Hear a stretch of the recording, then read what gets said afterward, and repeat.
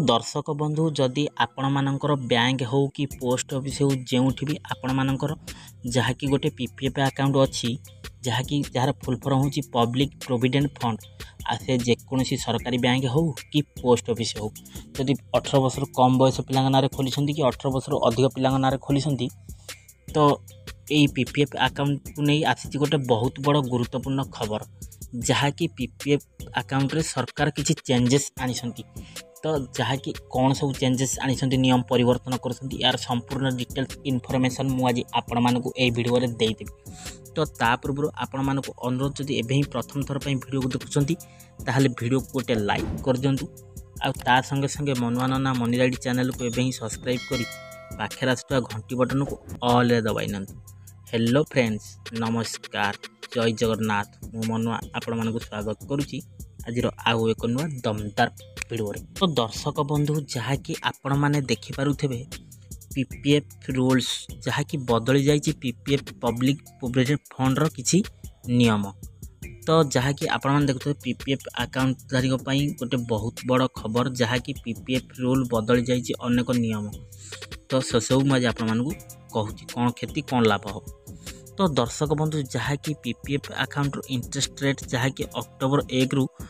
अर्थ मंत्रालय द्वारा पीपीएफ संबंधी अनेक नियम परिवर्तन करा जहाँकि नुआ नियम लागू होगा पर किछि लोक उपकृत हेबे एवं आउ किछि लोकंगर मध्य क्षति सही पारंती तो कौन सब क्षति होबा लाभ कौन हो डिटेल्स आपको कहि दउछि वीडियोटा गोटे लाइक कर दियंतु चैनल को सब्सक्राइब कर दियंतु। तो जदि आपणकर मध्य पीपीएफ रे विनियोग करछन तबे आपण मानक पई ए खबर बेस उपयोगी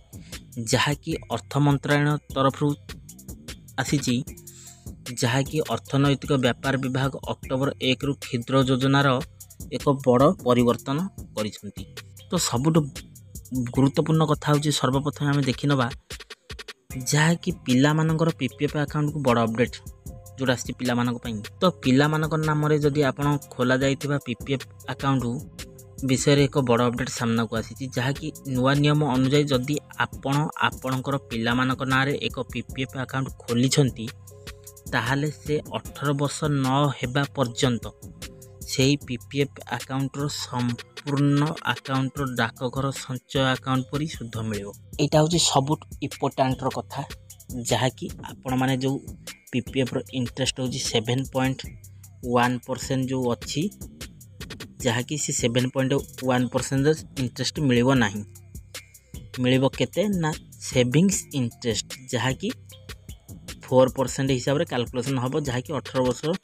तलू जदि पिला मान ना आपण मैंने सेविंग्स अकाउंट खोल तो यही जो 7.1% जो अच्छी से केबे मिलियो ना 18 वर्ष पर जहाँकि पुणी सूचना आसी बेले पिलार बयस 18 वर्ष हेब यही पीपीएफ अनुसार जहाँकि संपृक्त अकाउंट रे सुध दिज्व जहाँकि सूचना हिसाब से सरकार पिला को जो आपणकर 18 वर्ष हम ताहले से 7.1 रे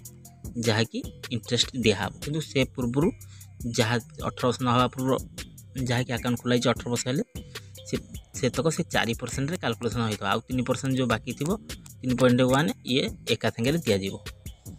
तो जहाँकि सरकार नजर को आसी जे किछि लोक निज तथा सेमानंकर पिला मानक नारे उपकृत जहाँकि पीपीएफ अकाउंट खोली जहाँकि पिलाटीर बयस 18 वर्ष होगा दिन ठारू यही खाता गुड़िक परिपक्वता अवधि जहाँकि आरंभ हो जितेबाला से बड़ हे तापर जाई सेमानक टंका परिचालन से सहज हम उठापी। तो जदि आम देखिए ये पीपीएफ अकाउंट रो सुविधा आ असुविधा को जदि आम देखा कौन मेरिट डिमेरिट लाभ कौन हम क्षति कौन हम तो जदि नजर पके आपण पिलांकर पीपीएफ अकाउंट पूर्वपरी सामान सुध पाइबे नहीं जहाँकि मु आगुरी भी कही पीपीएफ अकाउंट सुध होची जहाँकि 7.1% जो वर्तमान सुध जहाँकि संचय अकाउंट पर मिल जहाँकि 4% रे जमती आपन को सुध मिलुची सेविंग्स अकाउंट रे से 4% रे आपन को से इंटरेस्ट मिलिबो। ई सुध केवल प्राथमिक एवं द्वितीय अकाउंट रे उपलब्ध हेबो किछि लोक एक रु अधिक पीपीएफ खाता परिचालन करछंती जहाँकि यार अर्थ से माने प्रति वर्ष अनेक अकाउंट 1.5 लाख टंका निवेश करुछंती तो जहाँकि पीपीएफ अकाउंट गोटे लोकर जहाँकि गोटाए हो पार तो जहाँकि नुआ नियम अनुजाई ଏହା ସ୍ପଷ୍ଟ କରାଯାଇଛି ଯେ ବାର୍ଷିକ 1.5 ଲକ୍ଷ ଟଙ୍କା ବିନିଯୋଗ ସୀମା ମଧ୍ୟରେ ରହିଲେ ଆପଣ ଏକାଧିକ ଆକାଉଣ୍ଟରେ ସୁଧ ପାଇବେ। ଯଦି ସମସ୍ତଙ୍କ ଖାତାରେ ସମୁଦାୟ ବାଲାନ୍ସ 1.5 ଲକ୍ଷରୁ କମ୍, ତେବେ କୌଣସି ଦଳୀୟ ଖାତାରେ ଅତିରିକ୍ତ ବାଲାନ୍ସ ପ୍ରାଥମିକ ଆକାଉଣ୍ଟରେ ମିଶ୍ରିତ ହେବ। କିନ୍ତୁ ଯଦି ସେକେଣ୍ଡାରୀ ଆକାଉଣ୍ଟକୁ କୌଣସି ରାଶି ବାକି ଅଛି, ତେବେ ଧାର୍ଯ୍ୟ ସୀମାଠାରୁ ଅଧିକ କୌଣସି ସୁଧ ନା ଫେରସ୍ତ ହେବ। ଯାହାକି ବିଶେଷ କଥା ହେଉଛି ପ୍ରାଇମାରୀ ଏବଂ ସେକେଣ୍ଡାରୀ ଆକାଉଣ୍ଟ ବ୍ୟତୀତ କୌଣସି ଆକାଉଣ୍ଟରେ କୌଣସି ସୁଧ ଦିଆଯିବ ନାହିଁ। ଏଠି ସରକାର ସ୍ପଷ୍ଟ କରିଛନ୍ତି। ଲାଭ କ୍ଷତିକି ଆମେ ଦେଖିବା ଏହି ପିପିଏଫ୍ ଆକାଉଣ୍ଟର, ଯାହାକି ଏଥିରୁ ଲୋକ ପିପିଏଫ୍ ଆକାଉଣ୍ଟକୁ 1.5 ଲକ୍ଷ ଟଙ୍କା ବିନିଯୋଗ କରନ୍ତି। ଏହା ସହିତ ପ୍ରତ୍ୟେକ ଆକାଉଣ୍ଟରେ 7.1% ସୁଧ ମିଳୁଥିଲା, କିନ୍ତୁ ଏବେ ବର୍ତ୍ତମାନ ସୁଧ କଟିବ ନାହିଁ ବୋଲି ସରକାରଙ୍କ ତରଫରୁ ସୂଚନା ମଧ୍ୟ ଆସିଛି। ଯାହାକି ଯେଉଁ ସୁଧ ସରକାର ତରଫରୁ ପିପିଏଫ୍ ଆକାଉଣ୍ଟରେ ଯାହାକି 7.1 ମିଳୁଥିଲା, ତ ସୁଧ ନ କମି ସେଇ 7.1ରେ ହିଁ ଆପଣମାନେ ସୁଧ ପାଇବେ। ଏନ୍ଆର୍ଆଇ ଗୁଡ଼ିକ ପାଇଁ ଦେଖିବା ନିୟମ କ'ଣ ପରିବର୍ତ୍ତନ ହୋଇଛି, ଯାହାକି ନୂଆ ନିୟମ ଗୁଡ଼ିକରେ ଏନ୍ଆର୍ଆଇ ସହିତ ମଧ୍ୟ ଜଡ଼ିତ ଯାହାର ଦିବ୍ୟାଙ୍ଗ ଯାହାକି ପିପିଏଫ୍ ଖାତା ଅଛି, ଏପରି ଏନ୍ଆର୍ଆଇ ଆକାଉଣ୍ଟ ଧାରକମାନେ ପରିପକ୍ୱତା ଶେଷ ହେବା ପର୍ଯ୍ୟନ୍ତ ଆକାଉଣ୍ଟ ବଜାୟ ରଖିପାରିବେ। ତଥାପି ସେମାନେ 30 ସେପ୍ଟେମ୍ବର 2024 ପର୍ଯ୍ୟନ୍ତ ଯାହାକି ପିଓଏସ୍ଏ ସୁଧ ପାଇବେ, ଯାହାକି ପୋଷ୍ଟ ଅଫିସ୍ ସେଭିଙ୍ଗସ୍ ଆକାଉଣ୍ଟ ହିସାବରେ ସେମାନେ ସୁଧ ପାଇବେ। ଏହି ତାରିଖ ପରେ ଯଦି ଏହି ଖାତାର ଫର୍ମ, ଏଇଟା ହେଉଛି ସବୁଠୁ ଇମ୍ପୋର୍ଟାଣ୍ଟ କଥା, ଯାହାକି ଏହି ତାରିଖ ପରେ ଏହି ଖାତା ଗୁଡ଼ିକର ଫର୍ମ Hରେ ଦିଆଯାଇଥିବ ନିର୍ଦ୍ଦିଷ୍ଟ, ଯାହାକି ଆବାସିକା ମାନଦଣ୍ଡ ପୂରଣ ନ କଲେ କୌଣସି ସୁଧ ଅର୍ଜନ କରିପାରିବେ ନାହିଁ। ଏହି ଆଡଜଷ୍ଟମେଣ୍ଟ ମୁଖ୍ୟତଃ ଭାରତୀୟ ନାଗରିକଙ୍କୁ ପ୍ରଭାବିତ କରିଥାଏ, ଯେଉଁମାନେ ସେମାନଙ୍କର ପିପିଏଫ୍ ଆକାଉଣ୍ଟ ସକ୍ରିୟ କଲାବେଳେ ଯାହାକି ଏନ୍ଆର୍ଆଇ ହୋଇଥାଏ। ଆଉ ସୁବିଧା ଅସୁବିଧାକୁ ଯଦି ଆମେ ଦେଖିବା, ଲାଭ କ୍ଷତି ତ ଦେଖିଥିଲେ ଏଇ ପିପିଏଫ୍ ଆକାଉଣ୍ଟର, ବର୍ତ୍ତମାନ ବି ଯାହାକି ସୁବିଧା ଅସୁବିଧାକୁ ଆମେ ଦେଖିବା, ତ ସବୁଠୁ ବଡ଼ କଥା ହେଉଛି ଯେଉଁମାନେ ତଥାପି ଭାରତ ପରିଦର୍ଶନ କରୁଛନ୍ତି ଏବଂ ଏକ ପିପିଏଫ୍ ଆକାଉଣ୍ଟ ଅଛି, ତ 2024 30 ସେପ୍ଟେମ୍ବର ଯାହାକି ସୁଦ୍ଧା ସେମାନଙ୍କର ସୁଧ ପାଇପାରିବେ। ଏଠି ସରକାର କ୍ଲିୟର, ଆଗରୁ ଆପଣଙ୍କର ପିପିଏଫ୍ ଆକାଉଣ୍ଟ ଅଛି ତ ଆପଣମାନେ ଖୋଲିଛନ୍ତି, ତାହେଲେ 30 ସେପ୍ଟେମ୍ବର 2024 ପର୍ଯ୍ୟନ୍ତ ସେମାନେ ସୁଧ ପାଇବେ। ଯାହାକି ଏହାପରେ ସେମାନଙ୍କୁ ନିୟମ ଅନୁଯାୟୀ ଫର୍ମ H ଦିଆଯାଇଥିବା ମାନଦଣ୍ଡ ଅନୁସାରେ ଜମା କରିବାକୁ ପଡ଼ିବ। ତ ଦର୍ଶକ ବନ୍ଧୁ, ଯାହାକି ଆଜିର